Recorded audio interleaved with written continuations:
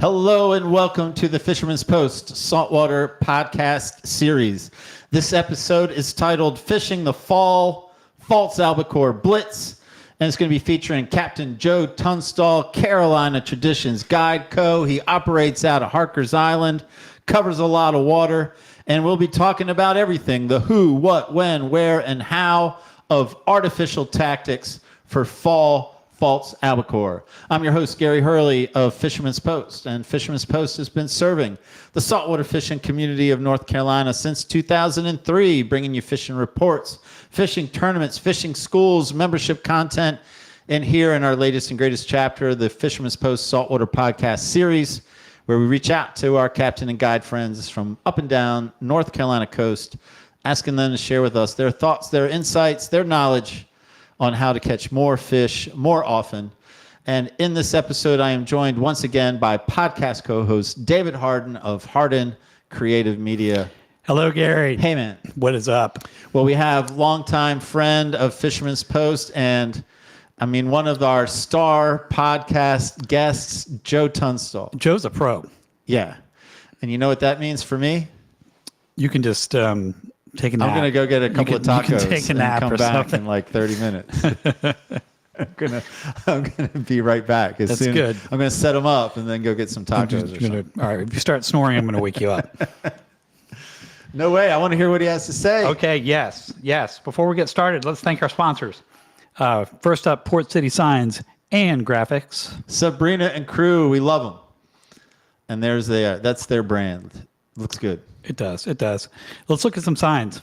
I like this game. All right, here we go. The first sign is up. I have a pet termite. I named him Clint. Clint eats wood.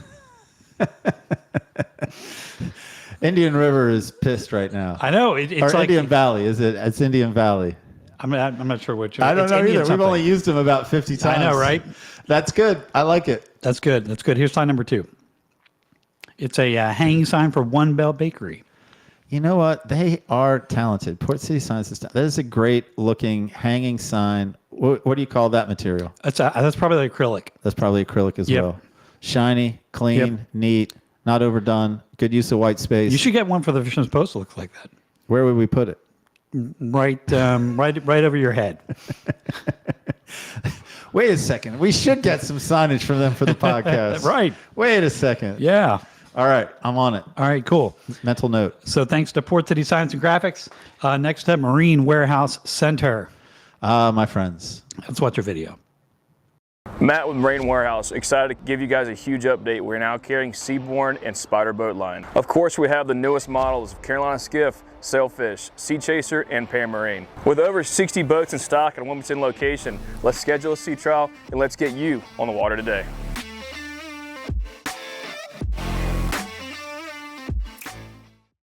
On the water today, Gary. On the water today. Today. I tell you, my wife and I were still using the boat as much as we can going into this fall, and I keep saying it because it's true, man.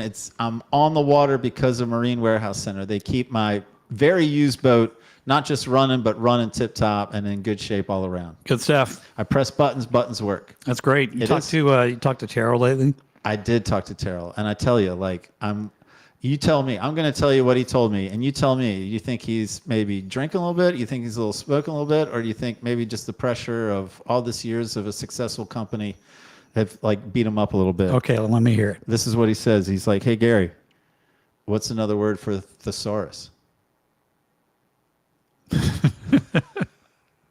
You made me nervous there. I got no reaction out of you. It was pretty good. Well, I had to think about it. And this is like your humor, I got nothing thinker. from you. It was the thinker. All right. That was a good one.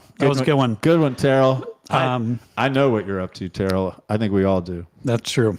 If you are fond of Terrell and his witty remarks, make sure to like and subscribe to this podcast, and you'll get them every time. Yeah, man, if you're a fan of the podcast, then we'd love for you to support our sponsors because they make it possible. And if you're a fan of the podcast, we'd also like you to think about becoming a premium content member. You go to fishermanspost.com for details, but the quick of it is early podcast release, bonus podcast content, weekly video release of fishing reports up and down the North Carolina coast, and the More Fish video library from our fishing schools. So a whole lot bundled into one, and we would appreciate it very much. Sounds good. Yeah, man.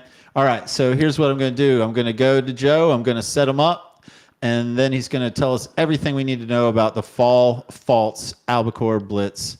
And then I'm coming to you for David's best takeaway. That sounds good. All right, you got it? All righty. All right, well, it is my pleasure, and I mean it. It's my pleasure to bring back to the show Captain Joe Tunstall, Carolina Traditions Guide Co., operating out of Harker's Island. Joe, always enjoy talking fishing with you, whether it's weekly fishing reports or podcast. How you doing?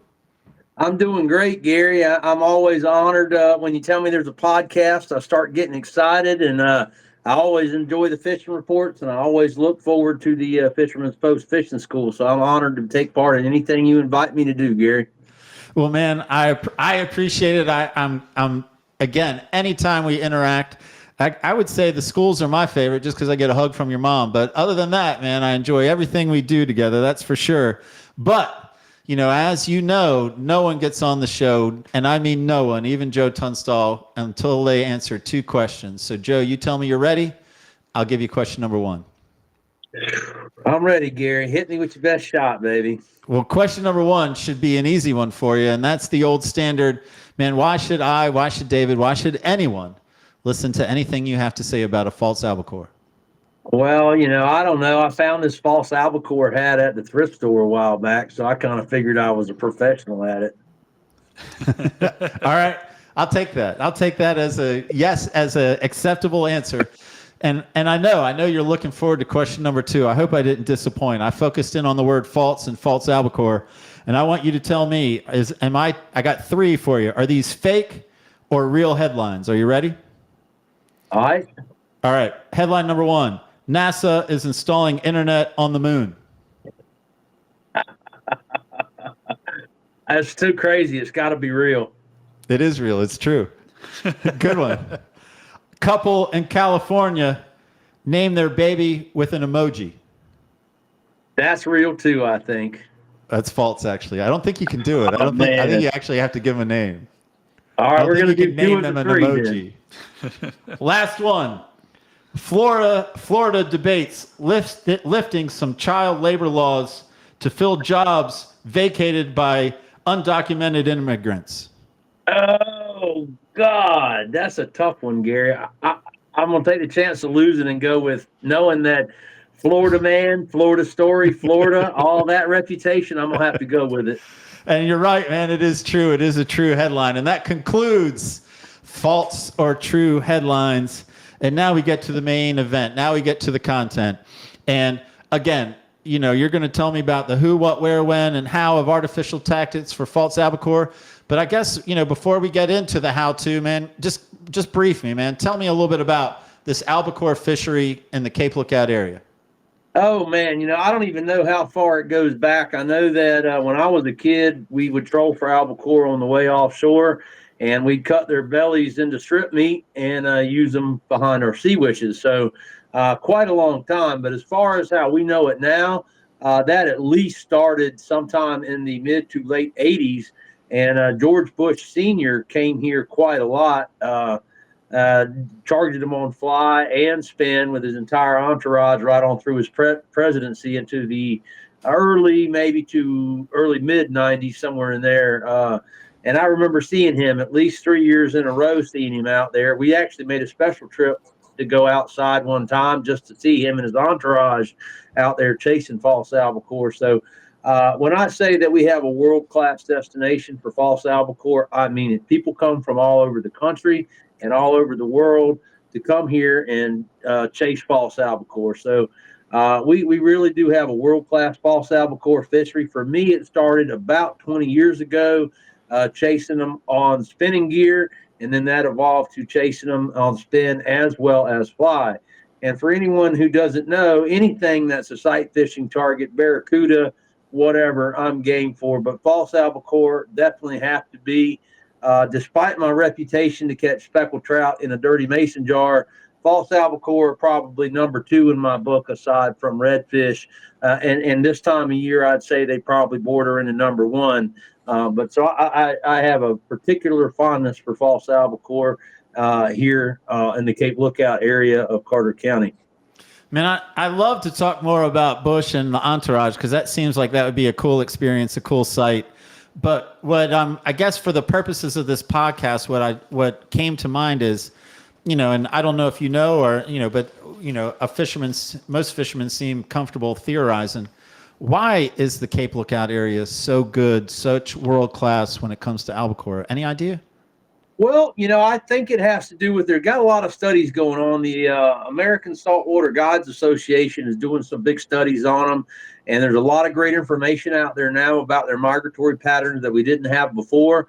But I think just because of how Cape Lookout forms a natural barrier in the area of Onslow Bay, and then, of course, you've got the offshoots with the Gulf Stream and the Labrador currents, and I think they just shoot right in on the beach. And we're fortunate here to have a nice stretch of undeveloped beach with core banks, north and south core banks, and Shackleford banks.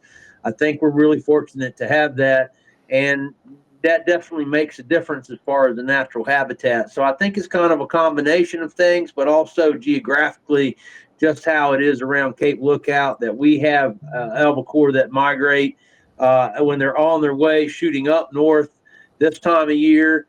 They pop in and then move on, and then when they're on their way back south, when it starts to get too cold, whenever that is, November or December, and then they'll pop back in on their way down south. But also we have a population of albacore all year round. They just stay a little bit further offshore. So I think a lot of it has to do with some geographical traits that we have here in the Cape Lookout area. So the bigger numbers of fish are going to come when they're moving north, and then you'll get some, but smaller numbers when they head back south, or is it pretty even Steven? I'd say it's pretty even Steven. I right now, this is the best early season albacore bite me and several other guys, John Mauser and them, have seen. It's just phenomenal for this time of year. But I think it can be, and in years I have seen it a little bit better coming up into that week of Thanksgiving if we still continue to have a mild fall. So I think it's even Steven. All right. So if we're going to go a little bit deeper on the when, this podcast being released, the very end of September, very beginning of October, like historically, when do you start, seeing false albacore? And historically, when do you start saying, man, I'm ready to make them my primary target? Usually for me, Gary, that starts around the first week of October, because we start having more predominant northeasters, which isn't the case this year. We've had, the better part of the last 2 months have been more north type winds. But normally for me, it starts right after the old drum on the river kind of slow down, and I'll switch over to false albacore then. But so far this past month of September, I've probably spent a little bit more time fishing the Cape Lookout area because it's been so good. But generally, on average, it starts for me about the first, second week of October. And you want those north winds because those fish come in close to the beach on the north winds. On the southwest winds, they scatter out offshore. And actually, really, within some reason, the more north winds you have, the better. I'll oftentimes go out when you have, those 20-some mile an hour north winds, because then they're going to push right up on the beach, and that's where you want them all grouped up, working out and then back into the beach. So that's pretty much the rule. And then we kind of consider up to about the first weekend in November being the peak month for false albacore fishing. That first week in November, that's like the precipice of it.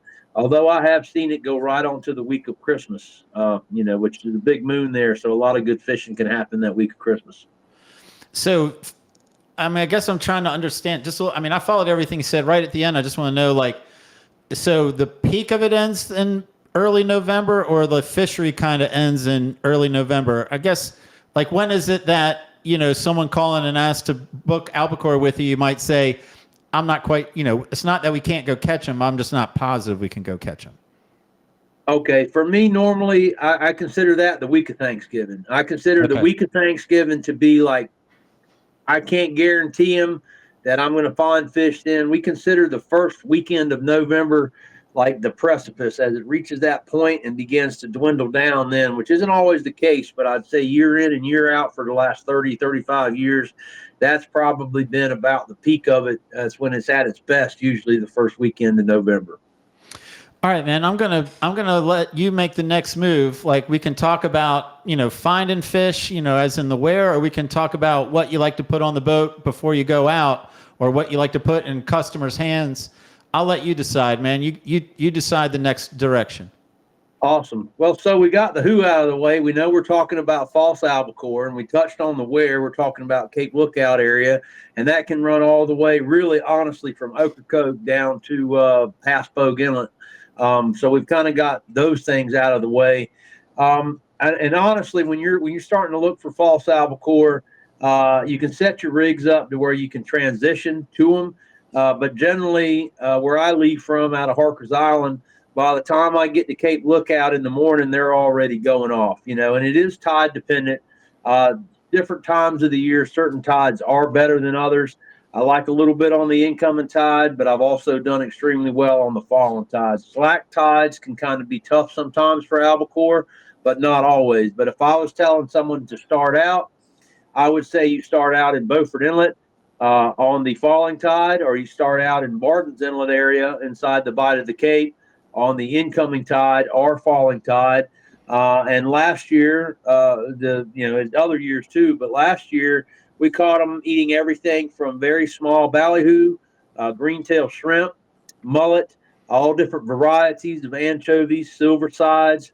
When they really get on the red anchovies, which those reddish, brownish colored things, I've got some baits that emulate that color. When they get on those, they'll stay on them. They get very tight, and they'll stay on them until they eradicate the entire school of them. So I would have everything rigged up when I left the dock that morning because it'll transition over. If you're going to catch some Spanish or albacore and bluefish, but you generally don't want your nicer jigs to be set up for your bluefish. That goes back to other things I talk about where you want a larger top water on a heavier leader. But inevitably, you're going to find some bluefish. But you're going to be trying to target more your Spanish and albacore, and preferably your false albacore.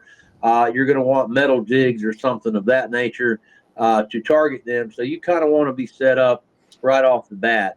And until they get really picky, when the water starts to get super clear coming in through November into December, I typically will use a higher quality 25-pound leader material, whether it's mono or fluorocarbon.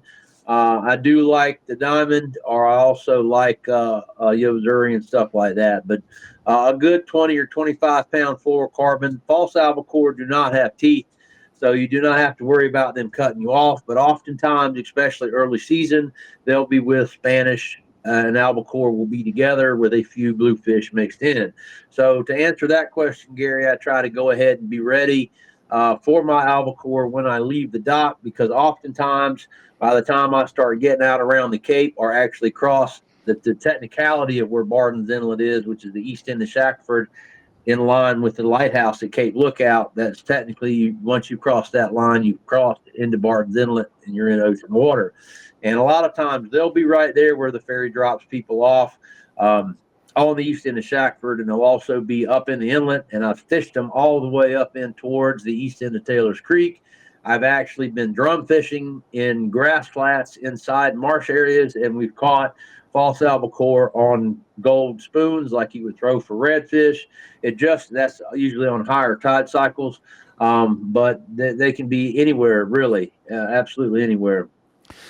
So instead of following up about what you're going to throw, I want to spend a little bit more time on where, because that's a lot of real estate, and I get it, man. They're going to cover a lot of real estate. And so I don't know if this question, it must change a little bit. I'm going to ask two questions. So the first question would be, Joe, walk me through what you do. Like if you pull out the inlet and you don't see them, how do you decide I'm going to go left, I'm going to go right, or I'm going to go a little bit offshore? And how different is that question if it's not Joe Tunstall, who has a lot of history doing it, but you're advising someone like me who doesn't have a lot of history fishing out of Beaufort Inlet, like what is the newbie, what is the guy trying to get acclimated to this fishery? If he doesn't have historical spots he feels like they holds, what should his mentality be when he comes out the inlet and he doesn't see an obvious target? Absolutely, Gary. Excellent question. And that's what I love about these podcasts is because you're approaching it from a standpoint that grounds me back and helps me do that. So yes, and I will fish from Ophelia Inlet or towards the Drum Inlet area all the way down to the Ramada end. I prefer to come out, if you're going to come out Beaufort Inlet, I prefer to come out Beaufort Inlet and take a left because in my mind you have the most diverse real estate if you take a left out the inlet and head towards Cape Lookout. Because if you have that north type wind or northeast type wind, you've got all of Shackford that you could patrol. And even if it's up to 25 miles an hour, I've fished in excess of 30. But because you can hug the beach, they'll not go much further out than you want to be where it starts to get rough. They'll go out and come back into the beach. So you have the best area to cover for fish. You can ride all the way up inside the bite of the Cape and find them in there perhaps. And you can also go out to the rock jetty. And this also early season opens doors up for Spanish mackerel, for bluefish, ribbon fish, whatever, all will eat the same stuff you're throwing for false albacore, even redfish. Quite often when I have been targeting false albacore riding the beach, I'll see a school of redfish and I'll throw a metal jig or epoxy jig up there or Albi snacks, which is a soft plastic, and you'll get you a nice redfish, on those days when you can really get up tight to the beach. I recommend using caution, but if there's no swell, ride tight to the beach. It's a nice ride and you never know what you'll see or learn. I'm always looking to learn something every time. But in my mind, then when you have that type of wind that we typically historically have this time of year, you've got, once you make that turn and head out for that rock jetty, you've got a lot of great fishing ground around the rock jetty. You've got all those sloughs, you've got the old gun mounts, you've got the submarine nets, and then you can ride typically, especially on northeast wind, all the way out to the shoals by Shark Island, and usually you're going to find something by then. You're going to find Spanish bluefish or false albacore, and to probably where you're headed next, Gary, and I'll toss it back in your court, but you're going to be looking for birds. Birds is always going to be your first sign when you're talking about these extremely mobile and fast predators like Spanish and false albacore and even bluefish. Okay, I like that answer, and that gives me, that definitely grounds me too. And so, yeah, man, I was thinking of the one question I was thinking of as you were talking was, and you can work to this as well, is like, if in October and November, like, are the chances, is it like 80% chance that I'm going to see fish that they will show themselves, or at least birds? And when people talk about birds, I know that it's one of the things I have a mental block on. I haven't learned my birds, and I know some birds can get you more excited than other birds, for certain species. And I don't know why. I'm lazy that way, I guess. But like, what is, when we're looking for birds, I mean, some stuff's obvious, like, it's just a feeding frenzy. But when it's not a feeding frenzy, then what are the birds and what are the signs you're looking for? Excellent question, Gary. So terns, we call those lyre birds. They're the ones with the little forked tail, smaller sized birds, and they will lie to you, but they're typically eating something. They're eating either very small bait, or a lot of times when we're speckled trout fishing, we're looking for those terns because they're keyed in on shrimp. So terns can tell you, any bird really. Any bird is worth investigating, and don't ride right up into the bird. Stop far enough to where you can see under the birds and see if there's any disturbance underneath of those birds aside from those birds hitting the water. Gulls, absolutely. And you'll have migratory birds this time of year, white pelicans, and of course the wretched cormorants. But seagulls, I have probably never fished albacore underneath gannets that I can recall. Gannets are going to show you tuna and old drum in the ocean. So I'm mainly looking for pelicans, seagulls, and terns is mainly what I'm looking for. And then here's a guide trick that was taught to me years ago. I think Joe Shute taught it to me, or maybe Brian Horsley. If you're having trouble finding, if the albacore just disappear, they do this weird thing. and maybe you've encountered this, Gary, but you'll see a bunch of pelicans sitting somewhere, and they're kind of sleeping. If you go up and you cast that jig right underneath those pelicans, and it's that time of year when you're targeting false albacore, when your Spanish are migrating out, when you've got the bluefish around, you'll be surprised how many times those false albacore are sitting underneath of those pelicans, especially like a point, like around Shackford or somewhere like that, or even just randomly off the beach between Beaufort Inlet and Cape Lookout. You put that metal jig under those pelicans, and next thing you let it fall just a little bit, and you've got a false albacore on. I actually believe that they sleep underneath of those pelicans. They just sit there and sleep, because then you'll spook the pelicans up, and then all of a sudden an Blitz will start up, because those pelicans will just follow that bait around, even pogies or whatever. They'll just follow that bait around, and they'll just sit there, and I guess they have to digest their catch or whatever. They're maybe sleeping too, but that's a guide trick when you have really calm days, which is almost the Albie guide's nightmare, is super calm days. And they'll just be sleeping under there. So yeah, I'm looking for all three of those birds, and I'm looking for them ideally in a blitz like we're talking about in the title. You have those Albies are pushing bait, and it could be a couple of different ways. You'll have the Albies underneath pushing bait up, and a group on the surface, so you can mark them on your side scan or whatever. And then, a group will push, like shrimp, especially when they're eating shrimp. They'll push those shrimp up, and a group on the surface will be eating them. And then if it's a true blitz, you'll have those Albies jumping and belly flopping and acting all happy and shredding the water. And then that's a little trick too, but it's really hard to describe here and how it would look between Spanish bluefish and false albacore. They actually have a difference in how they bust the water.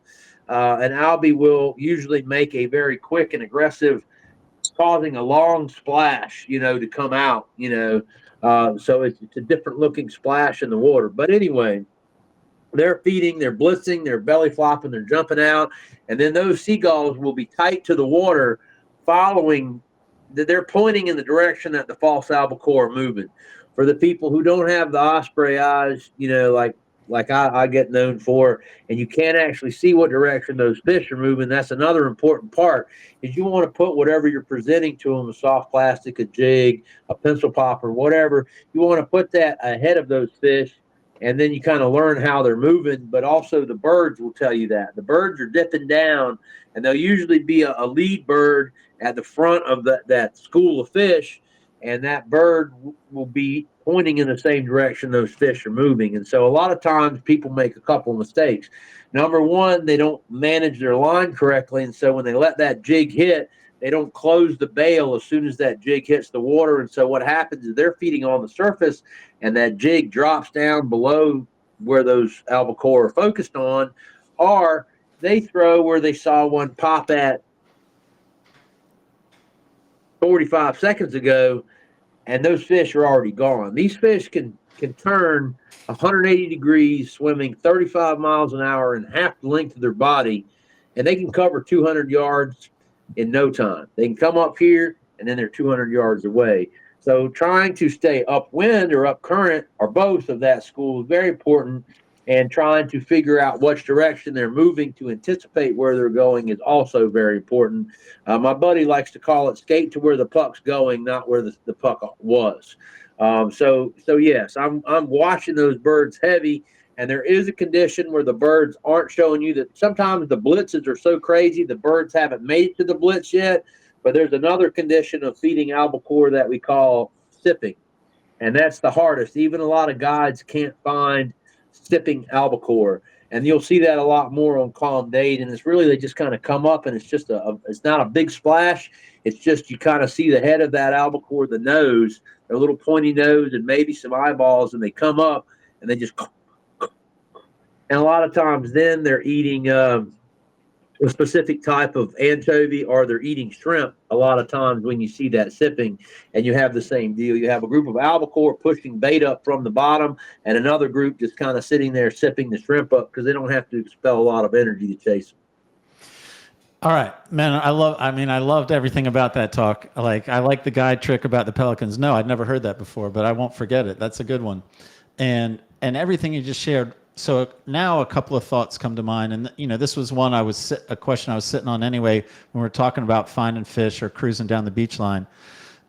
So when you're cruising down the beach line, like you turn left and there's nothing obvious, and you've got all that fertile ground ahead of you, you got variety. Are you on plane while you're looking for these fish? Or are you being a little bit less aggressive with the speed? And then, I know that you guys do bonito fishing a little bit differently in the spring. You push the live bait, very successfully. But down here, we're often trolling looking for bonito until we can cast to them. Does anything like that exist? Not the live bait fishery, but I guess more I'm asking, is anyone ever trolling looking for false albacore, or that's just not really the game? Yes, I see that a lot. I see people trolling for false albacore. Now, admittedly, I've got to call some people out. No names, I don't know any names, but a lot of people are still on that Spanish mindset, and they troll right through that group of false albacore, and they may get one hook up. A lot of times they get broke off and cause a big to-do while you have 4 or 5 guides trying to predict where the school is going. So that's very frustrating from a guide standpoint. But yes, a lot of people will troll, and then if they're savvy to the false albacore, they'll troll, and then they'll stop as soon as they find that school of false albacore and identify it and start casting for them, because they're much funner to catch when you're casting for them than trying to troll for them. As far as any guide tricks, on the fly, sometimes we'll leave the clouser or whatever in the water and kind of move around from school to school, and you may pick up a couple bites that way. But no, that's not really a regular practice. Most of what we're doing is we're watching those birds, we're watching for that blitz, and we're trying to get ahead of where those fish are going, and we're setting our angler up so that they can cast down on that school of fish most of the time. I do not know anybody that live bait fishes for them. Whereas lots of people live bait fish for the bonito, and I take part in that. I lean more toward the artificial side for the bonito as well. But sometimes when we get the later groups move by and a lot of people are feeding them the pogies, that's the only way they'll eat. We were fortunate not to have that bite this year. We were able to catch them pretty much through the whole season, which was a very long and industrious season with the bonito. But most of the time, most of the people who are chasing the false albacore, whether they're recreational or guides, are mainly looking for that prediction, that sight fish. They're looking for those birds. They're looking for those blitzing fish, because that's what really fires people up. Being able to see those fish and actually cast to them, and if you're fortunate, you get to see the eat. That's what really gets people fired up a lot of times. All right, and I'm gonna plug this question again, but I'm gonna add another one on it. So when you're cruising down the beach, like just looking, are you on plane, or are you a little bit less aggressive with the speed? And then let's go ahead and start throwing, in this podcast, let's go ahead and start throwing some stuff. So, what speed are we cruising looking? And then we see, and I don't know, you got 2, maybe 3 guys on the boat. Like, what's the mindset about what each person has in their hand to throw? Is it always something different, or what are the variables that you're seeing that will affect you to tie on, have David throw one before another and have me throw something else before another? Absolutely. Great question. Sorry to overlook the speed thing. I'm usually, if I'm looking for them starting the day out, I'm making 18 to 23 knots. If I've already know that I'm in the zone of albacore, but I have to cover ground, say they're moving, I'm going to be making 18 or 20 knots looking for those fish. And then once I see them come up, hopefully I get a couple minutes worth of content and seeing them. I'm going to go ahead and position myself upwind of where I think those fish are going to be or end up at by the time I get there. So I'm kind of making calculations in my head, and I'm trying to position myself in the direction they're moving up current of where I think they're going to be. Obviously, not everybody can articulate that. It's fun. You just, okay, these fish are wanting to push into the shore. So they're in this vicinity. I've got 12 or 15 groups here. I'm going to go inshore, up as shallow as I'm comfortable at, upwind, and I'm going to wait for a group of fish to kind of show up or stay up, and then I'm going to start navigating down towards those fish. So generally, when I start out the day, I'm on plane. Now, we call that anyway, you're not wanting to burn them down. Once you know where those fish are and you're in the fish vicinity, the run and gun has to go away. That's another fallacy and something I see. There are times where run and gun prevails, but if you just keep run and gunning a group of fish, they're going to get tired, they're going to get mad, they're going to go away, they're going to move on somewhere else. So once I know that I'm in the vicinity of fish, I'll go ahead and start slowing it down. And about the only time that I'll get up, and it's in that pre-plane period, the squat period on the boat, I'll go ahead and go back upwind if the winds took me down, and I'm still not making any more than 8 to 12 knots. I'm in the squat period, and most of the time I'm doing that because it's blowing 30, and I just want to keep the bow up so we're not all getting drenched in salt spray. But I'll pick the bow up, and I'll go ahead and go back upwind, and then I'll try to move parallel to the shore in the direction those fish are moving to try to get a calculation on where they're going to turn up at. But yes, so it depends. If I'm straight up looking for fish, don't know where they are, I am definitely on plane. Once I'm in the vicinity of fish, I'm going to cut that run and gun stuff out, and I'm going to start actually try to analyze where those fish are moving, whether they're moving towards the inlet, towards the bite of the Cape, which way they're moving, up or down the beach, and try to get a pattern on them. There was another part to that question, Gary. What was it? Yeah, man, it was like, all right, you've now successfully put us within range that we can make some casts, and you got so many options for what to throw. Walk me through your thought process about what we're going to throw that day. Absolutely. Thank you, Gary. So yes, until I know exactly something that they're eating, because false albacore can be very particular in the match the hatch. They get focused in on something, and that's what they want. So, but if I'm starting the day out, I'm going to start out with 4 false albacore. I'm going to start out with 3, at least. Like, got 2, 3 anglers. Even if I have 2 anglers, I've got, because I'm going to throw something too if they're having trouble. I'm going to start out with 3 different types of lures. And I don't, sometimes I think color matters. Honestly, I think it's profile and presentation, like we touched on during the fishing report.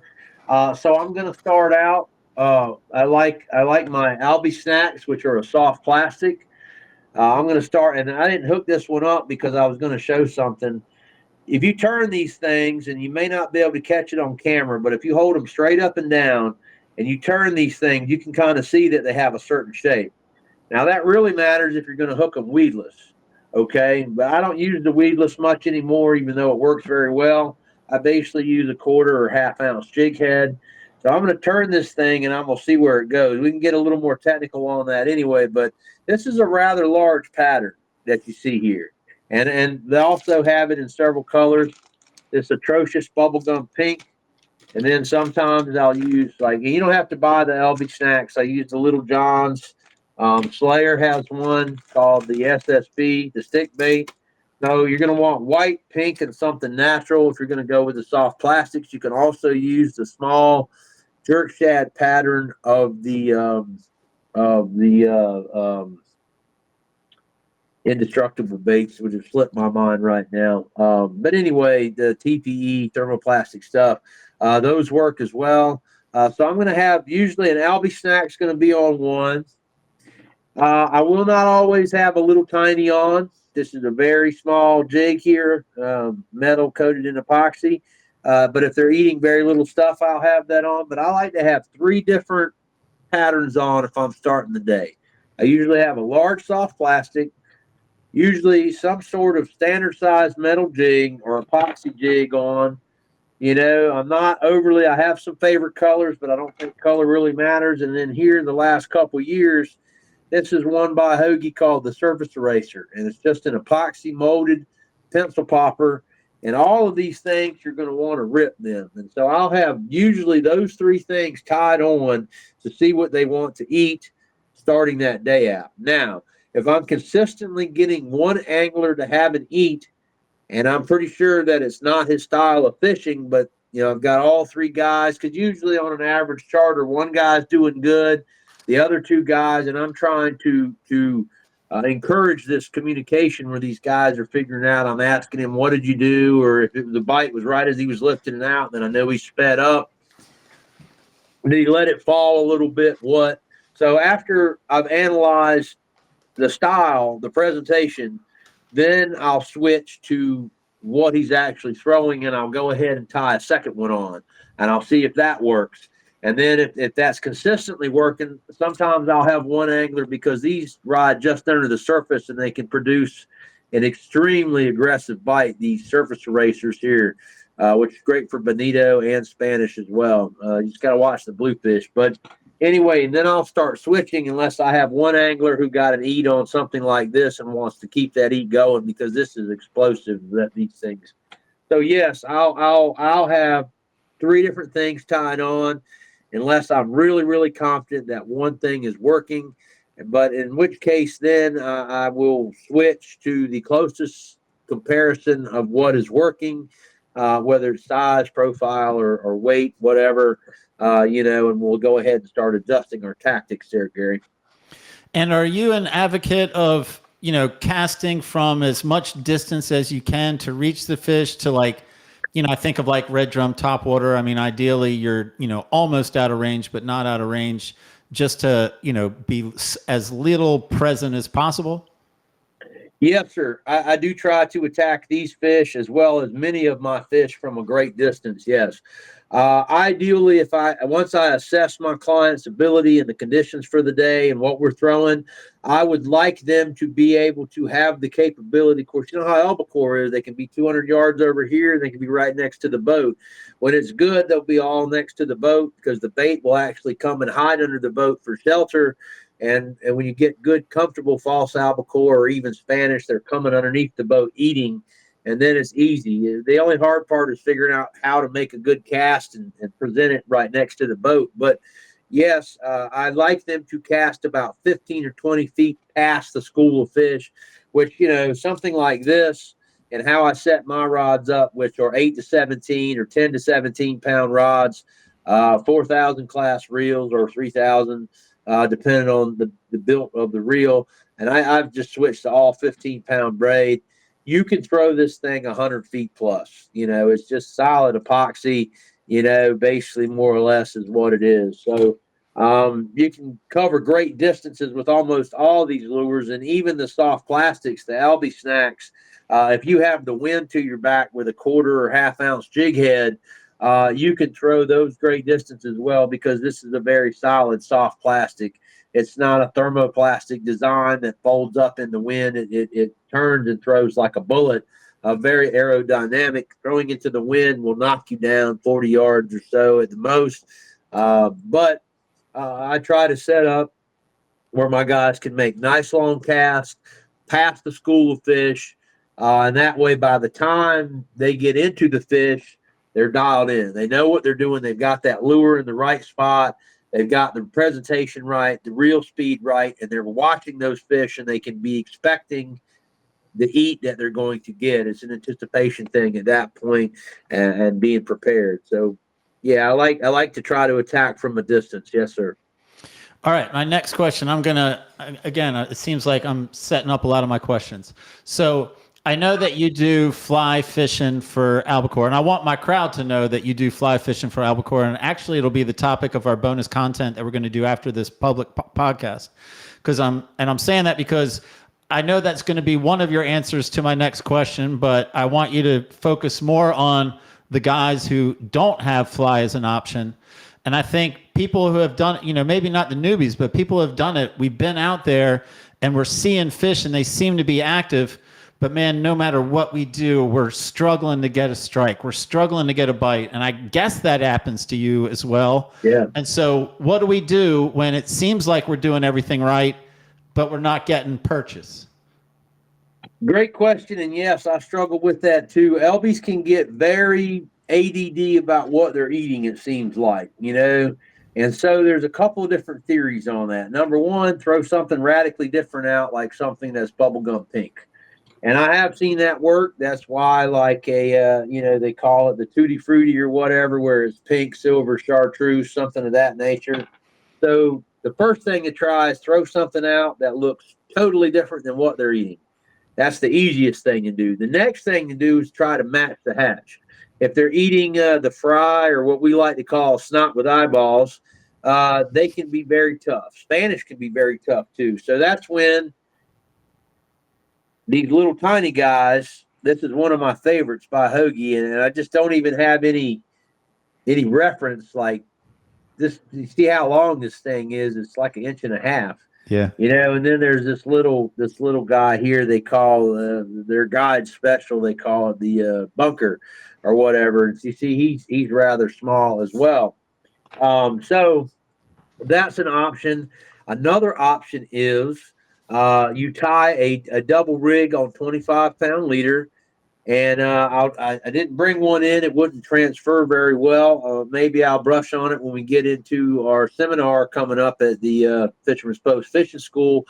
But I'll take 25-pound and I'll tie a donkey. I guess some people call it a donkey rig now, but it's just a double rig, a double dropper rig. And I'll tie off one end here, and then on the bottom I'll use something like a nice 3/4 or 1 ounce jig on the bottom of that dropper rig. And then up top, I will use a small spec rig. Like I prefer the Sam's Getters with the number 4 hook. Or you can also do your flies. You can do a deceiver, an epoxy fly, a surf candy, or a clouser, which is actually how I got into fly fishing, was tying tipped hooks and clousers for surf fishing for that purpose, or for flounder. We just call it with a dropper rig, and flounder love them in the surf, so do speckled trout. And you would also use something similar to a number 4 hook, nothing, a smaller J hook, and you can just tie something ragged up with a little bit of mylar, a little bit of bucktail. It doesn't have to be very technical. I don't even know that it needs clouserized on it. But a small spec rig on a number 4 hook, or some sort of fly pattern, which Chase Tail sells now, or you can go down to Soundside Outfitters and pick up some pre-tied stuff. But it's easy enough to tie if you tie your own tipped hooks. And so I'll do a double dropper rig that way. We hooked an albacore the other day. They were eating fry or snot with eyeballs, and he straightened the hook out. We had caught several fish, so no complaint there.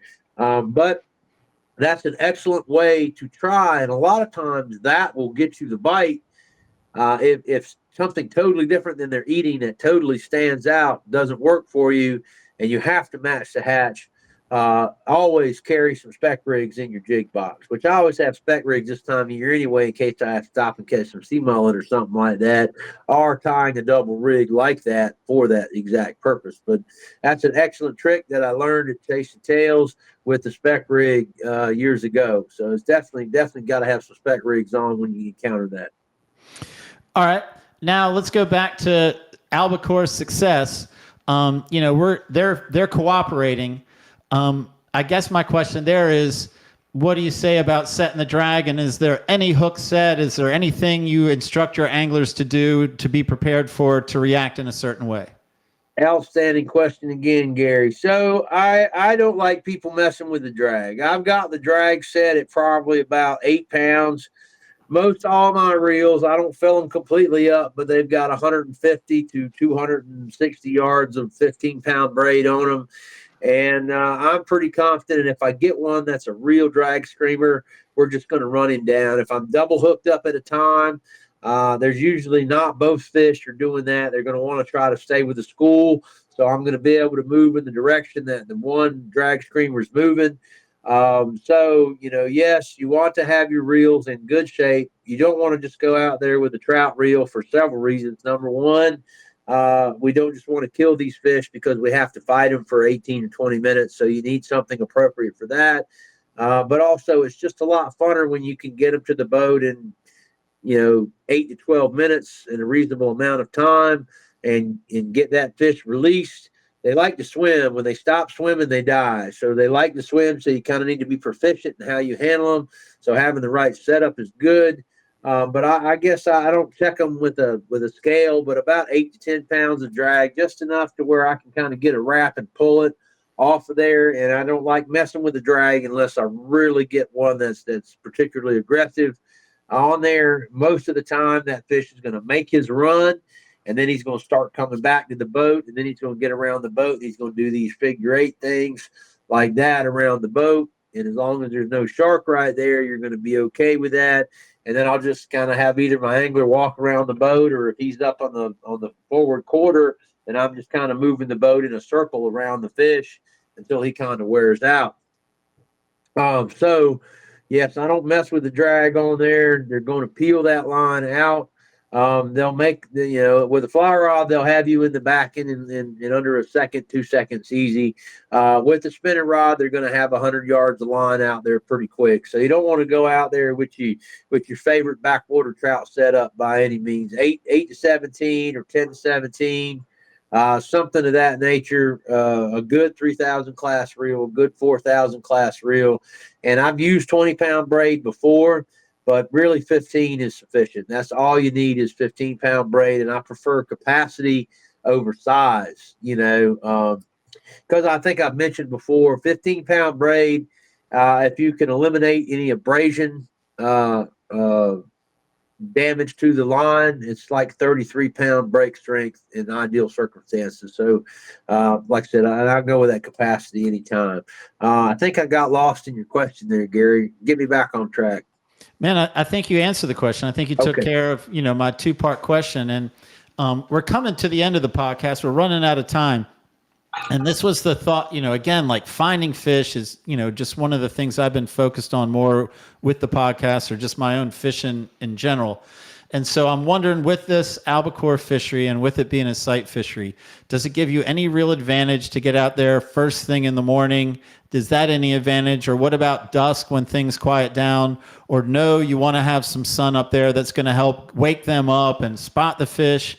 You've talked a little bit about tides, so we don't need to cover that. And I believe you've told me, in a couple of different ways, you don't want it too calm. I mean, if it's calm, it's calm, but you prefer it to not be calm. But I don't know exactly why you prefer it not to be calm. Okay. Yeah, I can button those two things up. So, as far as the wind goes, I don't really know what it is. I think it's just the geography of the Cape Lookout area, that our beaches kind of face south, or inlet faces south. And so when you have a north wind, you have some really long leeward sections. And so then you have just like you have in Florida, like around the Fort Pierce, Jupiter Stewart area, you have a mullet blow type scenario where a lot of your bait gets forced out of your backwaters, and its only place that it can hide is on these leeward stretches of beach. And so I think your albacore know that. It's in their instinct. And so they're going to push right up into those areas where the bait is going to naturally congregate, because it's the path of least resistance. And I think the albacore, being in its own class an apex predator, I think it just instinctively knows that, like any other tuna. And it's just like our bluefin. We've learned about bluefin, how shallow they want to get when they start showing up, which will be soon. That they just want to come up and take that easy opportunity to eat that bait that's going to look for that path of least resistance and that reprieve out of that wind. And so those albacore know that, and that's why they're pushing up onto those beaches, which creates up here in the Cape Lookout area a leeward section of beach, several miles of leeward beach there. As far as time of day goes, when you get the peak of the albacore fleet, all the albacore chasers down here from Massachusetts and Delaware and all that stuff, morning becomes more advantageous because you can beat some of that crowd out there. But I'm the type of guy that is always going to pick tide over time of day. And matter of fact, that's my entire mantra, main mantra that my business is founded on. Tide matters more than time of day. And I'm always going to pick the right tide, because if you get out there and it's slack tide at 3:42 in the morning, and you're like, man, there's nothing out here. Well, that's because the tide's not moving, So these fish live and die by the tide. That's how they operate. The bait is moved by the tide. So I'm always going to pick tide over time of day. But yes, there are certain tides and parts of the season where time of day is advantageous. But a lot of times it's because you either have a wind shift coming, you've got we call them the albacore fleet out there chasing everything and you want to beat that albacore fleet out there, or you do happen to have the right tide lining up with that early morning or evening time of day. And it's interesting that you mentioned that evening time because it can be very, very, very, very productive. And it was also has been very productive with the bonito the last few years, since now it's become what all the cool kids want to do is go out and chase and hunt and kill bonito.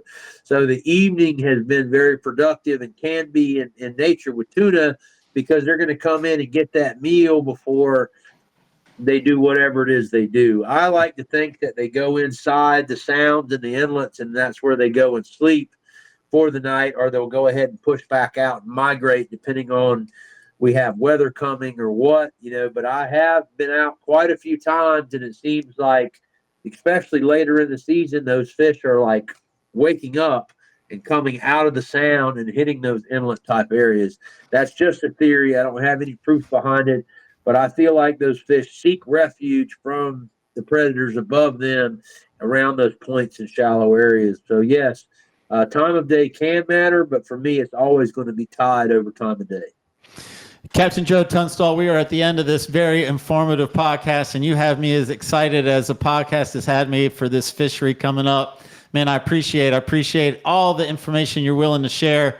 I do not want, we don't have much time, but I don't want to say goodbye without giving you the last word. So what's the last thought you want people to leave with watching this Fall Albacore Blitz podcast?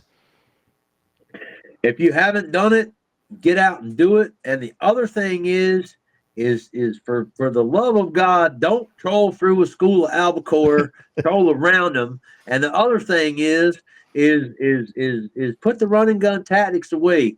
Go upwind and watch where those fish are going. You'll have a lot more chances on a group of fish if you go upwind and try to calculate where those fish are going and wait just a few minutes instead of running gunning all the time. And the experience will probably be a lot funner for you if you do that instead of the run and gun all the time. Well said, Joe Tunstall. Again, that's Captain Joe Tunstall, Carolina Traditions Guide Co., operating out of Harker's Island. And we're getting, and if you're a fly fisherman, then you don't want to miss our bonus podcast content with Captain Joe. Thanks, guys. All right. You got it, man. David Harden. Hey, Gary.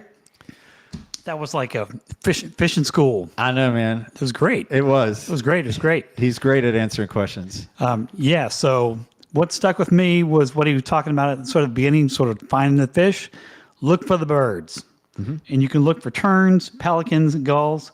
And then one thing he did say I'd never heard is that if you see sleeping pelicans, there could be fish underneath the sleeping pelicans. So you can cast underneath the sleeping pelicans and maybe get a fish. Part of me hopes I get a chance to try that, but part of me hopes I'm not looking for fish that much, that they're just presenting and they're on the surface and I don't have to try that there trick. You go. Yeah. So either way, I guess it's a win. Yeah, that'd be good. But yeah, man, great show. We knew it would be. That's good. Well, before we wrap up, let's thank our sponsors one more time, Port City Signs and Graphics and Marine Warehouse Center. If you're a fan of the podcast, make sure to like and subscribe. Yes, very proud of those podcast sponsorship relationships. Think they're a perfect fit for what we're doing, fits into our community. And again, if you want to support the podcast in your way, think about becoming a premium content member. Details at fishermanspost.com. And we appreciate you. We thank you for watching yet again.